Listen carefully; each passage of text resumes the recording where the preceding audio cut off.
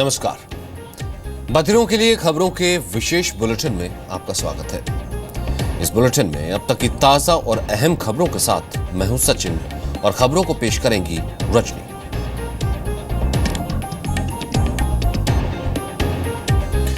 दिल्ली वालों पर डेंगू और चिकनगुनिया के बीच एक और बुरी खबर आई है। दिल्ली में मलेरिया से पहली मौत हो गई है। दिल्ली के सफदरजंग अस्पताल में 30 साल के प्रवीण शर्मा नाम के युवक की मलेरिया से मौत हो गई। दिल्ली में इस साल मलेरिया से होने वाली यह पहली मौत है। प्रवीण को दिल्ली के मैक्स अस्पताल में सफदरजंग अस्पताल में शिफ्ट किया गया था।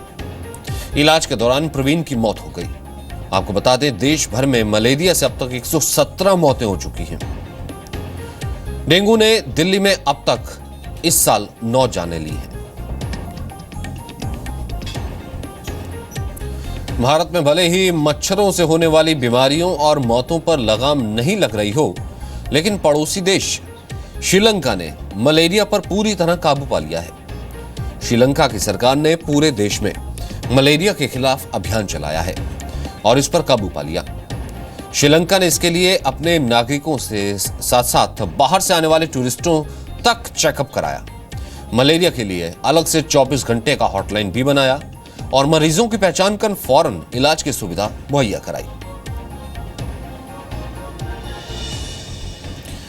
गृह मंत्री राजनाथ सिंह ने आज प्रधानमंत्री नरेंद्र मोदी से मुलाकात की और जम्मू कश्मीर के हालात के बारे में जानकारी दी। जम्मू कश्मीर से सर्वदलीय प्रतिनिधिमंडल के लौटने के बाद राजनाथ सिंह की पीएम से यह पहली मुलाकात है। सूत्रों के मुताबिक कश्मीर में बिगड़े हालात पर केंद्र सरकार की क्या रणनीति हो, मीटिंग में इस पर भी चर्चा हुई। हालांकि प्रतिनिधिमंडल के कश्मीर जाने से पहले ही केंद्र सरकार ने साफ कर दिया था कि अलगाववादियों के आगे नरम रुख नहीं अपनाया जाएगा। खबरों के मुताबिक बुधवार को एक बार फिर से ऑल पार्टी डेलीगेशन की मीटिंग होगी और कश्मीर के संगठनों की तरफ से मिले सुझावों पर चर्चा होगी। यूपी के देवरिया में राहुल गांधी की खाट सभा खत्म होते ही वहां खाट की लूट शुरू हो गई।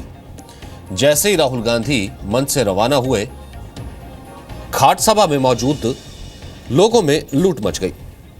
राहुल गांधी की सभा के लिए लाई गई खाट अपने साथ ले जाने के लिए लोगों में भारी होड़ लग गई। लोग राहुल गांधी की सभा के दौरान खाट पर बैठे थे। वो सभा खत्म होने के बाद खाट को अपने सिर पर लादकर चलते बने। कोई सिर पर, कोई कंधे पर लेकर खाट के साथ भागता नजर आया। इस दौरान लोगों के बीच खाट के लिए हाथापाई हुई।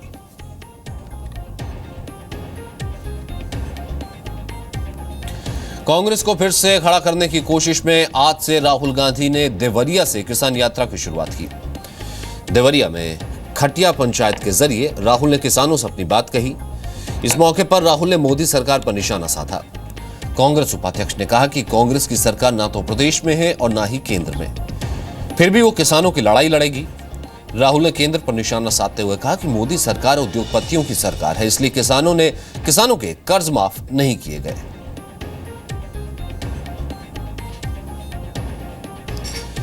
पंजाब में टिकट बंटवारे में यौन शोषण के आरोपों पर आपकी परेशानी बढ़ती जा रही है।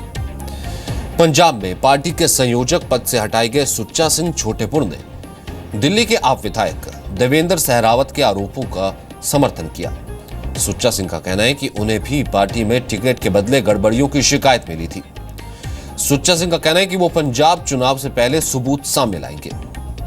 आम आदमी पार्टी के नेता संजय सिंह ने पंजाब में टिकट के बदले यौन शोषण के आरोप को गलत बताया।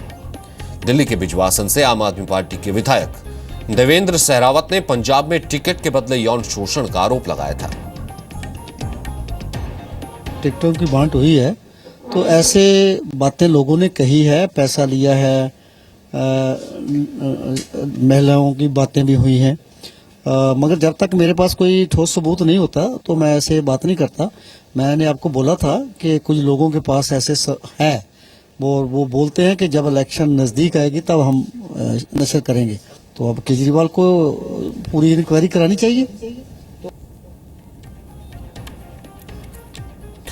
समाजसेवी अन्ना हजारे ने भी विवादों से घिरी आप और केजरीवाल पर निशाना साधा है। अन्ना ने कहा है कि उन्होंने पार्टी बनाते समय ही आप कार्यकर्ताओं के चरित्र पर ध्यान देने को कहा था। लेकिन केजरीवाल ने उनकी बात नहीं सुनी। अन्ना ने केजरीवाल से सवाल पूछा कि क्या यही केजरीवाल का स्वराज है। अन्ना ने कहा कि दुर्भाग्य की बात है कि दिल्ली के 6 मंत्रियों में से 3 को बर्खास्त किया गया है। आपके पार्टी में आने वाले लोग ऐसे चारित्रशील है, त्यागी है, निष्कलंक जीवन है, ये चेक करने का तरीका आपके पास क्या होगा, उसके लिए जवाब नहीं था। 6 मंत्री में 3 मंत्री को निकालने की नौबत आ गई, ये दुर्दैव है। बिहार में शराबबंदी लागू करने के नाम पर पुलिस वाले अब गुंडागर्दी पर उतर आए हैं। छपरा जिले में कच्ची शराब के साथ पकड़े गए व्यक्ति को 3 पुलिस वालों ने पेड़ से बांधकर उसे पीट कर अधमरा कर दिया। इस व्यक्ति को लोगों ने 5 लीटर कच्ची शराब के साथ पकड़ा था। पुलिस को इसकी खबर मिली तो सादी वर्दी में आए 3 पुलिस वालों ने आरोपी के साथ मारपीट की। नौकरी बचाने के लिए आरोपियों से पुलिस के इस व्यवहार से अब सवाल उठ रहे हैं। बिहार में अप्रैल 2016 से शराब पर बैन लगाया गया है।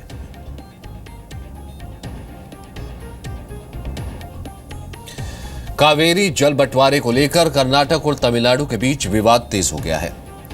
कावेरी जल विवाद पर सुप्रीम कोर्ट के फैसले पर कर्नाटक में विरोध हिंसक हो गया है। कर्नाटक के मंड्या में सुप्रीम कोर्ट के फैसले के खिलाफ लोगों ने पुलिस थाने और पीडब्ल्यूडी के ऑफिस में तोड़फोड़ की और बंद का ऐलान किया। मंड्या में लोगों ने तमिलनाडु की सीएम जयललिता के खिलाफ भी जमकर नारेबाजी की। कर्नाटक सरकार को सुप्रीम कोर्ट ने निर्देश दिया है कि वो हर रोज 15,000 क्यूसेक पानी 4 सितंबर तक तमिलनाडु के लिए छोड़े। मंड्या कावेरी बेसिन का सबसे महत्वपूर्ण इलाका है। इस क्षेत्र में आमतौर पर कावेरी के मुद्दे पर विरोध प्रदर्शन होता रहा है।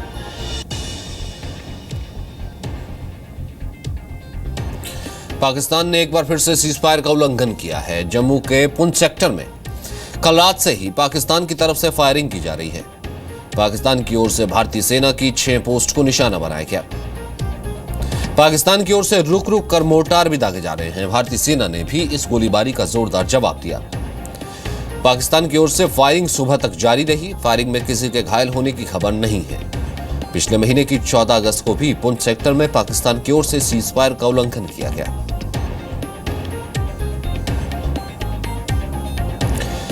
पाकिस्तान ने समुद्र के रास्ते उत्तर कोरिया को परमाणु सामग्री की सप्लाई की है। इस बात का खुलासा अमेरिका की खुफिया एजेंसी CIA ने भारतीय खुफिया एजेंसी रॉ से साझा किया।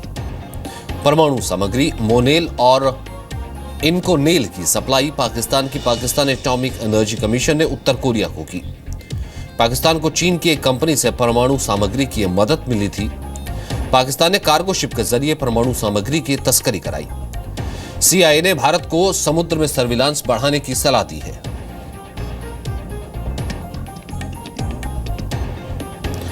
फिलीपींस के राष्ट्रपति रॉड्रिगो डुटेर्टे ने अमेरिकी राष्ट्रपति बराक ओबामा पर की गई बदजुबानी के लिए माफी मांगी है। आसियान शिखर सम्मेलन में जाने से पहले रॉड्रिगो ने एक सवाल के जवाब में ओबामा को लेकर अपशब्द कहे थे। अपशब्दों के इस्तेमाल के बाद ओबामा ने लाओस में रॉड्रिगो के साथ होने वाली बैठक रद्द कर दी थी। इससे पहले चीन में G20 बैठक के दौरान ओबामा को ना ही रेड कार्पेट वेलकम मिला, ना ही उनके साथ गए अमेरिकी पत्रकारों को ओबामा की मीडिया कवरेज की आजादी दी गई। यूपी के कानपुर में एक बच्चे को 30 फीट नीचे जमीन पर फेंकने का वीडियो सामने आया है। वीडियो में एक महिला अस्पताल की बालकनी से बच्चे को फेंकने के लिए ले जाते हुए नजर आ रही है। बाद में पता चला कि महिला बच्चे की चाची है। तस्वीरें कानपुर के एक प्राइवेट अस्पताल की हैं। बाद में महिला ने 18 दिन के इस बच्चे को 30 फीट से नीचे फेंक दिया, लेकिन बच्चा लोहे के जाल में फंस गया। उसकी जान बच गई। बच्चे को जाल से निकालने के लिए अस्पताल का एक वार्ड बॉय अपनी जान पर खेल गया। जख्मी बच्चे को ICU में भर्ती कराया गया है।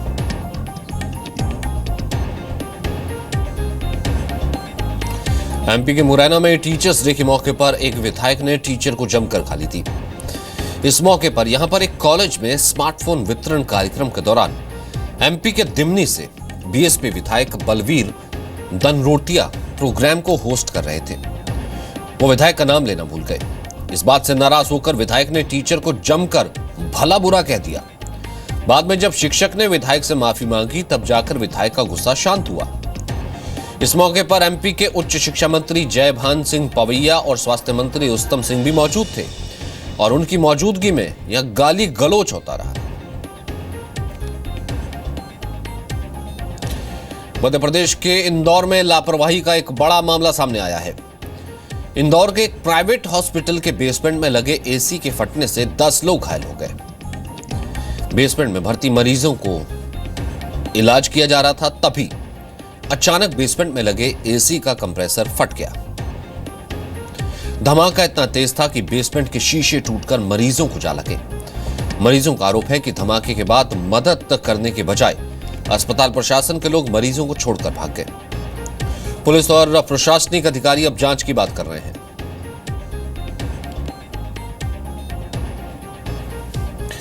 पूरा देश गणपति बप्पा मोरिया के रंग में रंगा है। मुंबई में लालबाग के राजा की खूबसूरत आरती की गई, जिसमें हजारों लोगों ने हिस्सा लिया। आंध्र प्रदेश के विशाखापट्टनम में 78 फीट के गणपति को स्थापित किया गया है।